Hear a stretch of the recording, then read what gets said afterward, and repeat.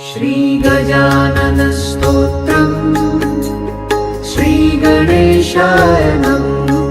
श्रीगजानन स्तोत्रम् श्रीगणेशाय नमः।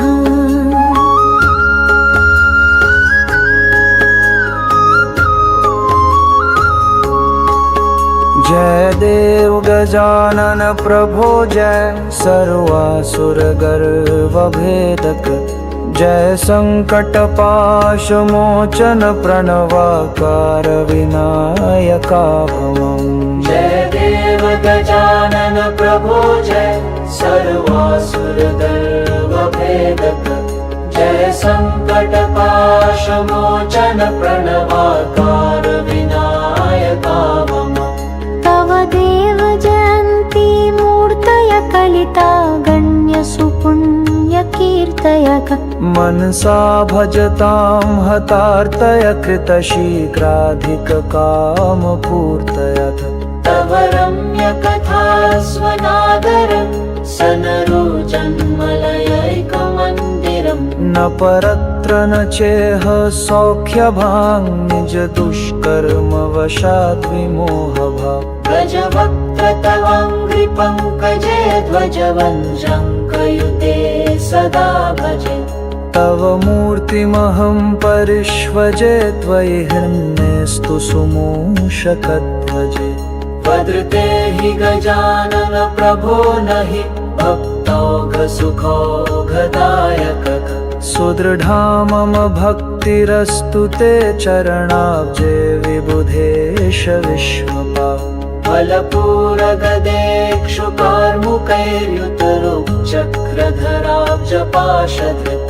अववारिजशालिमञ्जरीरदधृद्रत्नघटाढ्यशून्यमाम्। करयुग्मसुहेव शङ्खलद्विजराजाड्यक् तुन्दिलोदर।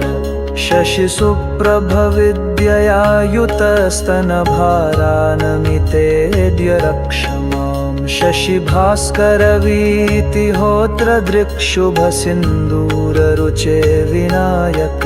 द्विपवक्त्रमहाहिभूषण त्रिदिवेशासुरवन्द्य पाहि माम्। श्रीनिपाशवरद्विजयुतविजराजार्धकमूषकध्वज।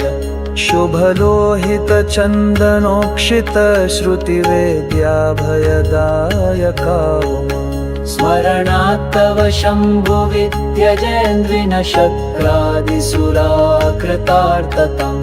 गणपापुरघौघभञ्जन विपराजासे सदैव पाहि माम्। शरणं भगवान् विनायक शरणं मे सततं च सिद्धिकम्। शरणं पुनरेव तावुभौ शरणं नान्यदुपैमि दैवतम्।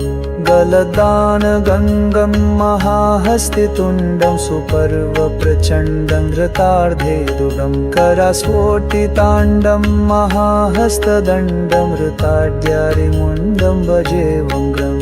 गणनाथ निबन्धसंस्तवं कृपयाङ्गीकुरु मत्कृतं ह्यमुम्।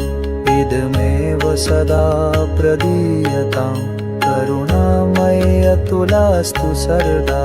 इति गजानन स्तोत्रं सम्पूर्णम्। इति गजानन स्तोत्रं सम्पूर्णम्।